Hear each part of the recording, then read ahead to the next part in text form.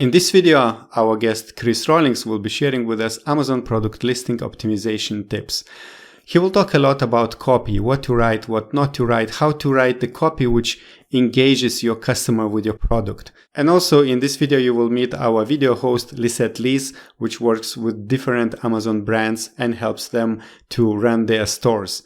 And as always, don't forget to subscribe below to the YouTube channel of Orange Click. Click the notification bell as well, because here we talk with different Amazon experts, different software creators, and event organizers.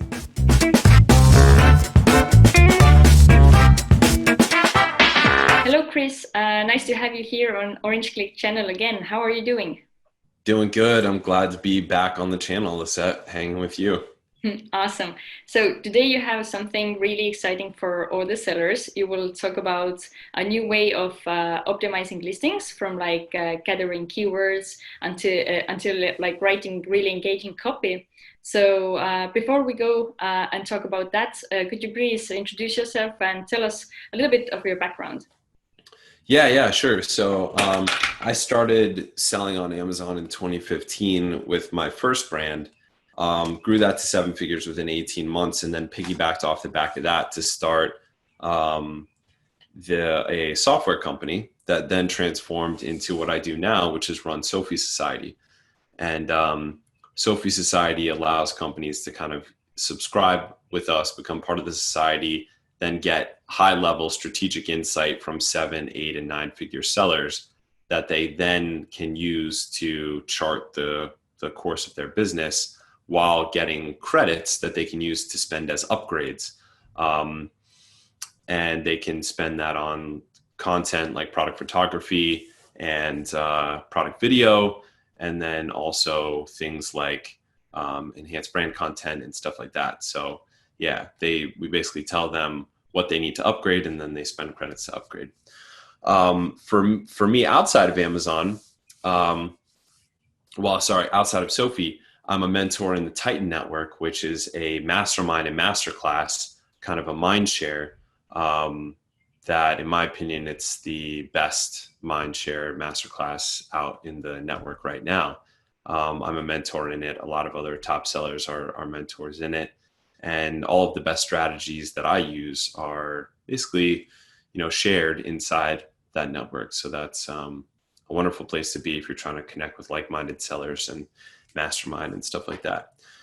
Outside of the Amazon world, I actually got my start in the solar business, and I was able to see the solar industry sort of consolidate. And that whole experience led me to understand what happens when a market matures and a market consolidates. And that's what's happening to the Amazon marketplace right now. So that's part of the reason why I've been able to see the success that I've been able to see with the brands that Sophie runs. So it's pretty exciting. Also saw the exact same patterns play out, by the way, in the cryptocurrency sphere. Also, you just see as these young industries consolidate, there are certain patterns that play out that you can see and pull out and then use to make predictions in your own industry.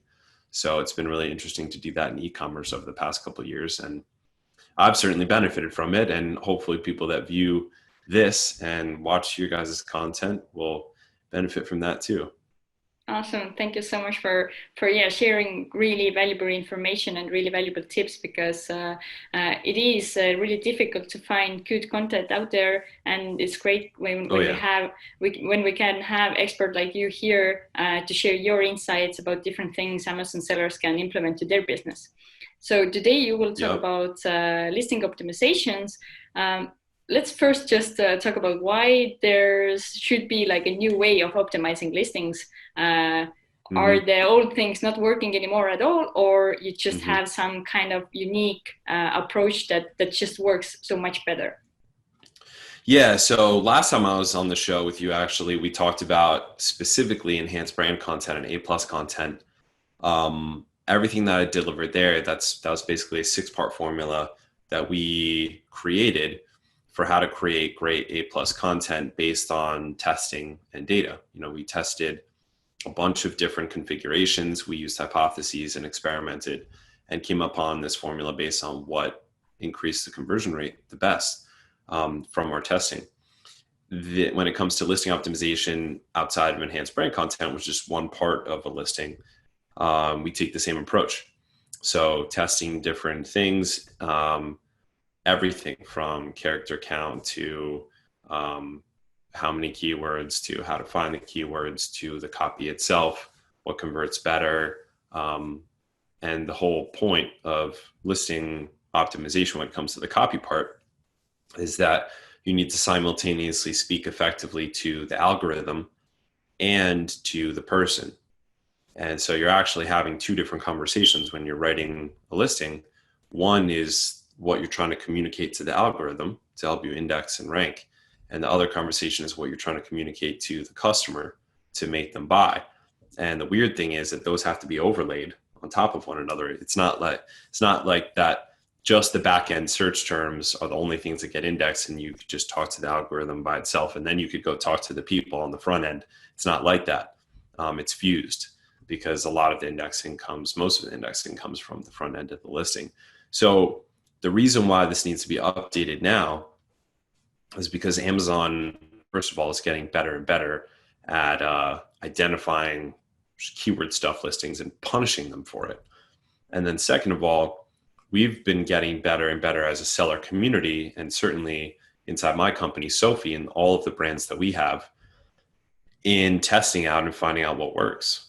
So kind of back in the day when I started selling years ago, the game was really all about keyword stuffing everything, so you could index for as much as you possibly could. Now it's a much, much more nuanced approach, and it's different than even 1 year ago or 2 years ago. Now when you're crafting the title, crafting the bullets, crafting the description or the text part of the A+ content, what you want to think about is what the goal is for each one of those elements, not just the whole listing as a whole, not just popping the keywords anywhere you can find them. It really, now with the complexity of the Amazon marketplace and how competitive it is, and it's a much bigger demand too, so it's a lot more money flowing through it, so it's good. But the strategies and sophistication and competitiveness has gone up with the demand, or even faster than the demand, because the opportunity, spreads. The word of opportunity spreads as well. So it becomes necessary not just to fit as many keywords in as possible and convert as best as possible with your copy, but to get much more granular than that and think, what is the goal of every individual part of the listing? What is the goal of the title? What is the goal of the first bullet point? What is the goal of the rest of the bullet points? What is the goal of the description?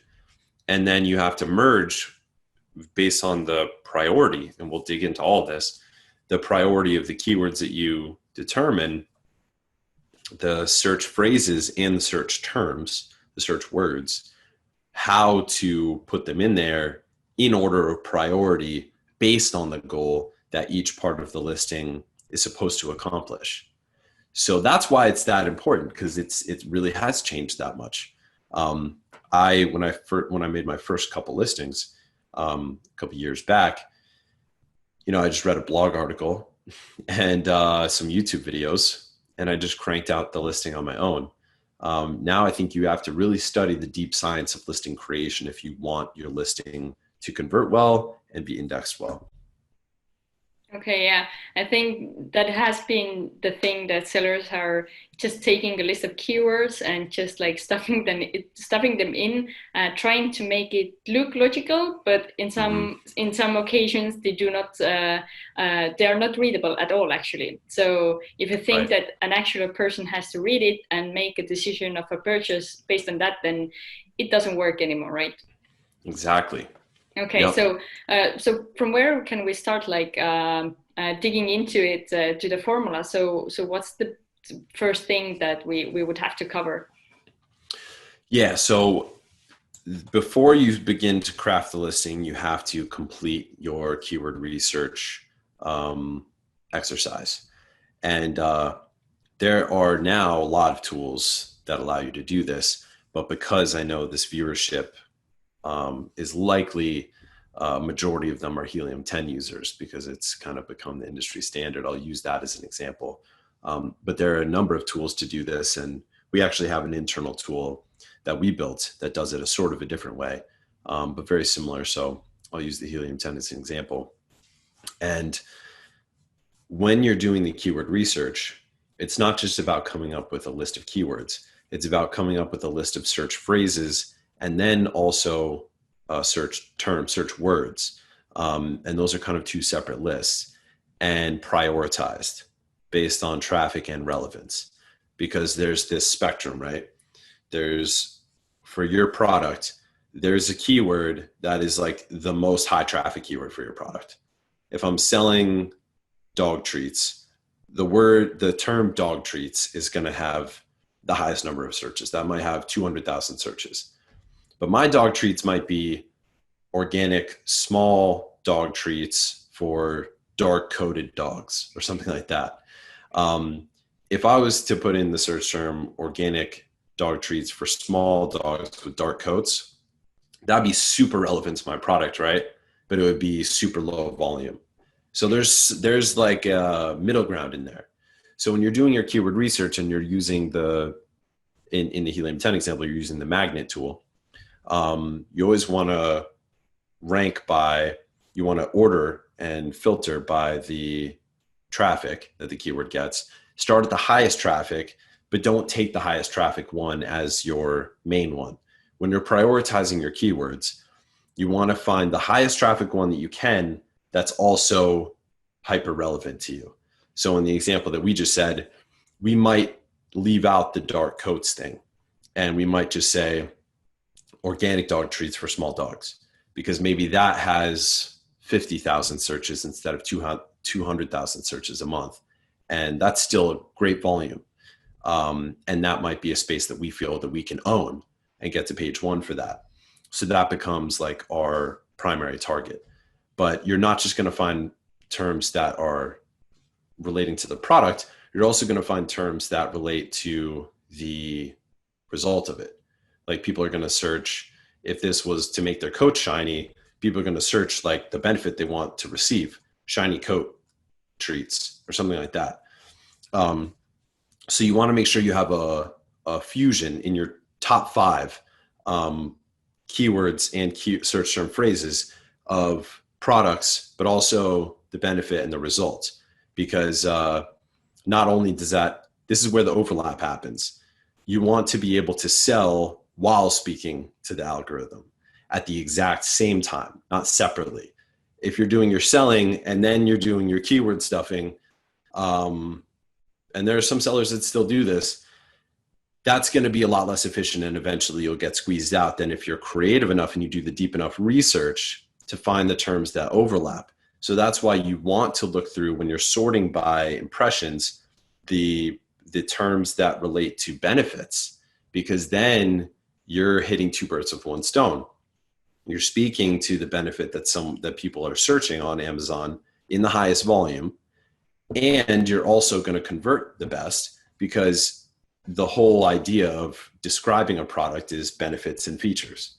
That's basically what it comes down to. So with that all said, you want to come up with a list of 40 keywords, and the top 5 to 10 of those should be key phrases, not individual words. And that list might sound small to some people who are used to keyword stuffing, where they might put 40 in a single bullet point. But this is why this is important, because those are going to become your focus. And then you're going to use that goal-oriented thinking that I discussed earlier to craft the title, the bullets, and the description. And so I'm going to touch on each of those. So the title, what's the purpose of a title? The purpose of the title isn't to sell the product. We're not trying to get them to buy the product when we're crafting the title.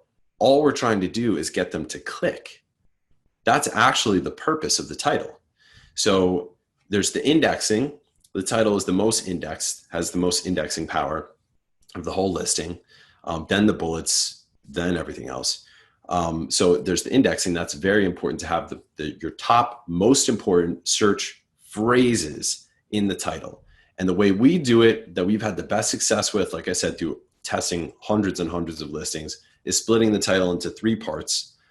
And each part, it can be separated either by that vertical line or by a dash, or just by space if you can do it elegantly enough. But each part of the title should have one of those primary, your top 3 search phrases. So like if I said treats for small dogs, that would be one of those phrases. And then for shiny coats, that might be one of the other ones. You take your top 3 and work them into each of those and make sure that one of them is definitely describing the product for that hyper relevant, lots of impressions, as much traffic as you can while still being hyper relevant. That should be your first one that describes the product itself. And then the next 2, at least one of them should be that benefit driven keyword, so that you're overlapping the selling with the keyword indexing. Outside of the keywords themselves, the other words and the other copy that go in the title should all be geared towards making them click. So an element of weirdness or quirkiness is good. Something different, a word that actually isn't used by a competitor, by any of the competitors on page 1, is good. Something that piques someone's interest or curiosity, that's all really good. And the way to measure the effectiveness of this is to measure your click-through rate, which is a metric that you get available to you through Seller Central. So of your ads at least, but still you can do A/B testing through that. So this is actually totally overlooked in my experience by most of the sellers that we work with from an agency and content generation perspective, but not by our own brands, of course, because we know that this is true. So everything you do in the title, make sure that while you're doing the overlapping, speaking to the algorithm and also indexing, you're focusing not on getting them to buy the product, but just getting them to click on that, which is where that strangeness kind of comes into play. Depending on the category you're in, there's an element of creativity that comes into this. It takes an artist to really think of what kind of strange thing or weird thing or quirky thing you can kind of put in there that makes someone have to click it. And it really grabs someone, grabs their attention, makes them click it. And do you have any kind of examples, like regarding to this dog treat product? What could be that word that would get the interest from the customers? Yeah. So for that one, it could be something that they might already be looking for, but that would be completely new to them. That's like a really good kind of mental framework to use. So maybe, for instance, we already put organic. That's already part of the thing. Maybe it would be that it's as good as human food or something like that. And you put like human food in there and they're like, what? This is a dog treat. What do you mean? Why does it say human food? And it says like human food or something like that, or better than human food or something. That's something that's strange. No other listing is going to have that. That might take up too many words. Maybe not. If you put it at the end, it's possible that you could squeeze that in. A lot of times you could do this with a single word though. But that's one example. And yeah, I mean, there's a couple examples that I have in my head that are real that we've recently used, but that I can't say on this because I don't have permission to. But yeah, but you could, I just literally spit that out off the top of my head. What I would do in this scenario is go through the whole first page, put myself in the position of the customer who's buying it, and then I'd write out a bunch of dumb ideas until one really good one comes up.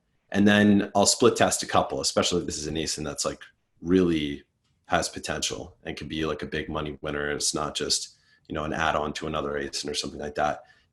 I'll put a lot of energy into this up front because, it's funny how much money people will spend on PPC and ads and promotions and stuff like that, and how little time relative to that they spend on their listing. Because if you upgrade your listing, that's like a permanent upgrade. Like it's an upgrade forever. When you're tweaking your ads, that's a constant hamster wheel. You know, you always have to be finding new keywords. You always have to be dumping money into it to get more traffic.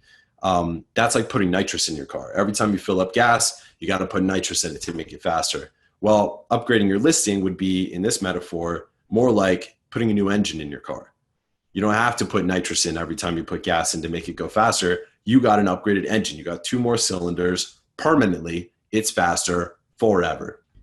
So that's why I spend a lot of time on listings, even something as like granular as the third element of the title, you know, because once you set it up, that's like a permanent change. Of course, you do have to revisit your listings. We revisit our listings about once a quarter, but we don't completely do a tear down and rebuild. We revisit them, we come up with new ideas, and we tweak them. And that works really well. But yeah. So at least like one main takeaway from here already is that if there is a seller watching this video who hasn't revisited or upgraded listing for a long time already, which could be the chance, then they should do it. Mm-hmm. Yeah, and to generate these keywords, the main keywords, the best way to do it is to, in the example of using the Helium 10 toolkit, which, like I said, there's a ton of toolkits like this. You would use Cerebro to identify the top 10 competitors that are on page 1 for the major keyword that's relevant with a lot of impressions, and make sure to order it 1 through 10.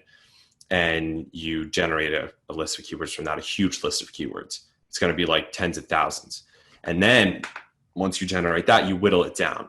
You whittle down that list by cutting out the keywords with low volume, by cutting out the keywords that none of the other top 10 competitors are ranking for, because then you know that they're not relevant at all if absolutely none of them are ranking for it. And you whittle it down. And then there's some element of manual review. There's a big element of manual review. You're going to go look through the keywords and determine, based on your experience and your knowledge of the category. And of course, you're, like I said, ranking them by traffic. So you know that you're looking at only the high traffic ones to get down to that list.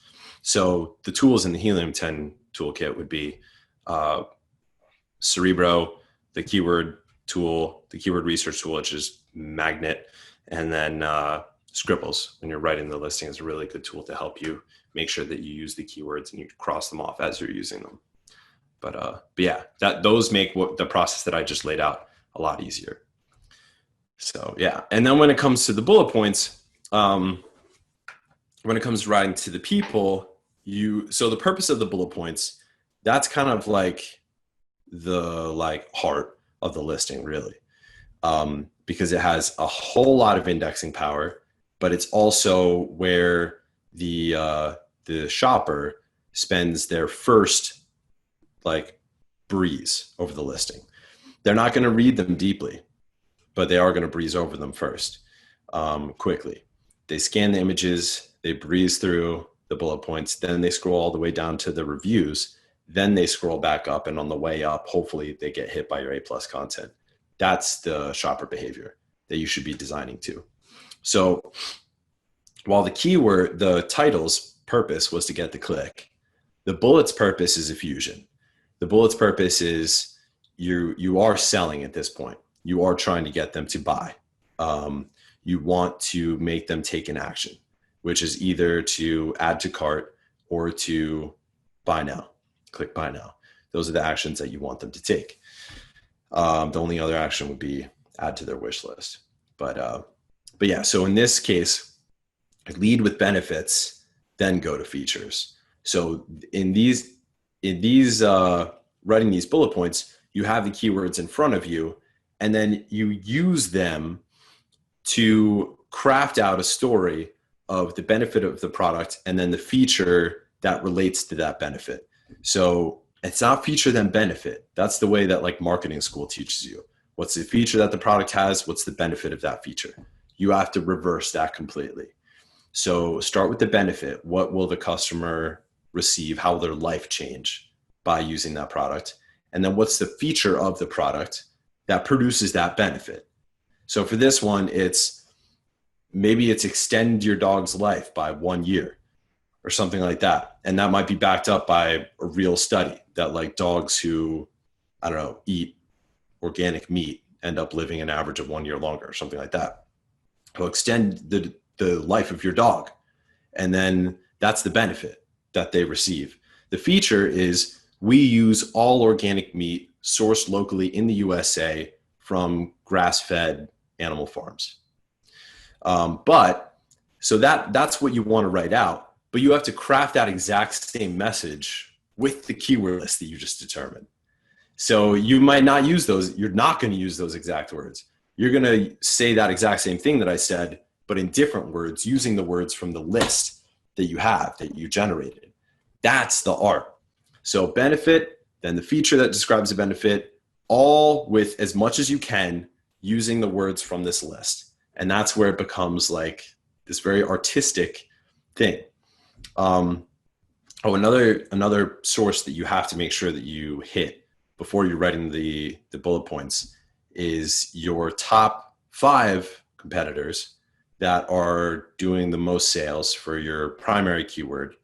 For each of the 5, you pull out the 5 top critical reviews and the 5 top positive reviews for each of them, and read them all. So it's going to be 25 reviews that you're reading, or no, that's 50 reviews because it's 10 each that you're reading. You're going to read through them all. It might take you like a half hour, and you pull out the things that people are over and over saying critically, so that you could say without that bad stuff.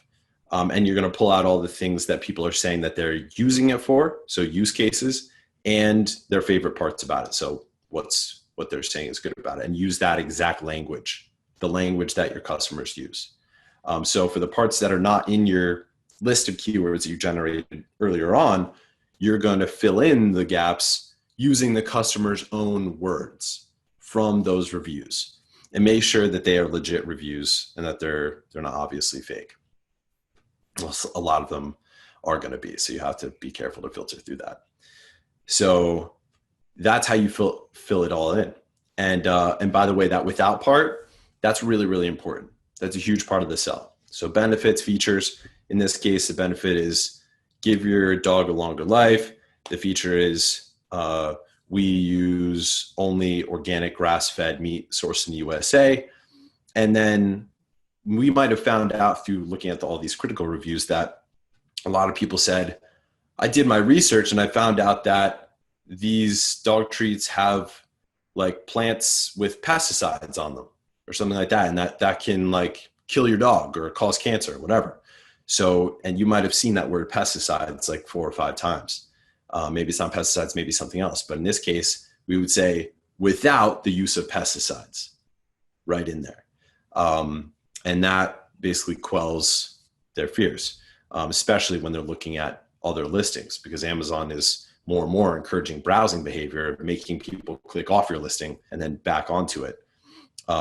That's why you see a bigger and bigger gap between page views and sessions, because more people are seeing more listings before they do a purchase. So someone might come back to your listing 5-6 times and they see the other products and the other reviews. They see that pesticides, issue over and over again. Then yours says that it doesn't have that, more likely to purchase yours. These are some of the ninja jujitsu things you have to use if you're going to make a listing that really converts this year. And that's how you craft these bullet points. The first bullet point is the most important. So you have to communicate the most important part of the product there. And then the rest of the bullet points, you do the exact same formula, but going down in importance. Once you get to the enhanced brand content and the description, if you don't have brand registry, then you have to do a description. If you do, then you can do enhanced brand content, and there's a text component to it. The enhanced brand content or the A+ content is mostly visual, but there is a component of text. So either way, whether you have a description or you have A+ content, you will have to write some component of copy. And since I went over the whole design and the formula of A+ content, and you guys can all look that up, it's on the Orange Click channel. You can go through that if you want to learn how to do A+ content. But I'll go through now the purpose of the text part of that. And that is this. This part of the listing is not indexed, or it's at least not indexed anywhere near as strongly as the bullets. In our testing, we found that it has no indexing power whatsoever. So that being said, this is your opportunity to not really care about this keyword list that you were so focused on in the title and in the bullet points. Now you use this opportunity to emotionally bond with the customer. And the best way to do that for all of human history, for the hundreds of thousands of years that Homo sapiens have existed, or Homo somethings have existed, it has been through storytelling. That's what our minds are programmed to understand and encode into deep emotional understandings. You can understand something through just getting the knowledge raw, like a textbook gives you, but it doesn't reach your heart unless it's told through a story. And great authors and philosophers have known this for thousands of years. This is the best way to create an emotional connection with the customer, communicate information in a way that makes it stick, not just in their head, but in their heart, and set you aside, set you apart from everyone else that they're clicking onto after they click onto your listing. So again, we're thinking of this part of the listing through what is the goal. So the goal of this is not about ranking or indexing. The goal of this part of the listing is to connect emotionally, set ourselves apart from the rest of the competition, and give ourselves an X factor through storytelling. You have a story, whether you know it or not. The story might not be, if you can, the story is about the founding of the company and how you, the founder, had this great idea, yada, yada. You worked hard to make it happen. You went through these challenges and tribulations, and then you came out the other side. It should have some element of some kind of hook, some kind of weirdness, something that you can tweak their mind about that grabs their attention. But it doesn't have to be that. Your story could be about a customer. It could be about a mom or a single dad who had 3 dogs, and he used the product and it made his dogs more energetic and his kids happier. And that changed his life in some way. It could also be about how the product was designed. It could be a story about how you went to the actual farms where these plants and meats are grown and found out about the dark underworld of pet products and how there's this conspiracy and everyone gets the cheap meats that no human would ever eat, and that dogs have been eating like nasty food all along, and you discovered this and you decided to change everything, through an actual visit, and that led you to release this product. But it doesn't even have to be that. You can, if you write enough dumb ideas down, this is my experience in creative endeavors, one of them ends up being good. So just draw a couple of stories out. Even if you don't have the customer story, write what the ideal customer story would sound like if you wanted to go with the customer story or case study.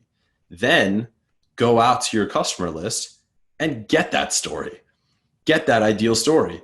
Get someone to tell you a story that's just like that. You can kind of pull it out of them, lead it out of them. And you can do this through your email list or through Facebook or through direct contacting your customers one by one from your VA, giving them some kind of incentive with a discount code or whatever. Whatever you have to do, source a story, and this is your period to connect with the customer using that story. And then, of course, if you have A+ content, then the other element is the visual element. And that's when you have to watch the other video that I did with Lisette Okay, to cool. get that info. I have one question, or like listening to you, I understand more and more how you emphasize that sellers should take time to craft their listing really well, not just to do it like overnight because the product is already arriving to Amazon. In your experience, like how much time does it take to craft that kind of listing if a seller would do it him or herself? Well, once you get really good at this, you can do it really fast. You could do it like between 1 and 3 hours to craft the listing completely. with a very thorough job. But in the very beginning, you know, if you're just starting with this process, it might take you a while. It might take you a couple days to really get it really well done, because you're not used to running this process. You might have to ask a lot of questions, reach out to some mentors, some other sellers to get a second opinion. But once you get really good at it, you'll be able to do it relatively quickly. Okay, that's cool. That's really nice because, I think, as you mentioned, storytelling isn't something new in the world. It's just something that sellers have to take into account and apply to the listings to stand out from competitors. So I think it's a good idea for all sellers to go through their listings and think if they have followed the same ideas you just told us. So is there anything else about the listing that the seller should revise or update? Yeah, those are the basics. I would also say, so there was a debate for, at least since I was selling on Amazon, about how often to repeat keywords, and if you should include them as phrase keywords, but also individual keywords. What we found had the best success is you just have each one in once, and that includes not repeating on the back end. So on the back end, you're not going to also do your main keywords again. You're going to do the keywords that weren't used on the front end that you couldn't get to, that are on that list, but you didn't get to them, but they are relevant and you want to put them in. So it's kind of like a radical non-repetition of the keywords, not even between the front end and the back end. It's viewing it all as one and having no repetition there. Perfect. Thank you, Chris, so much for this information. So if our viewers have questions about this topic or other services you offer, then how can they reach out to you? Yeah, you could just reach out at hello@sophisociety.com. And if they want to become part of the society and get strategy from the top sellers and credits to be able to update their listings whenever they want, they can join us as a society member. Cool. Thank you so much for that. So yeah, thanks a lot, and see you in the next video then. All right, Lisette, thank you. And thank you everybody watching. See you guys next time.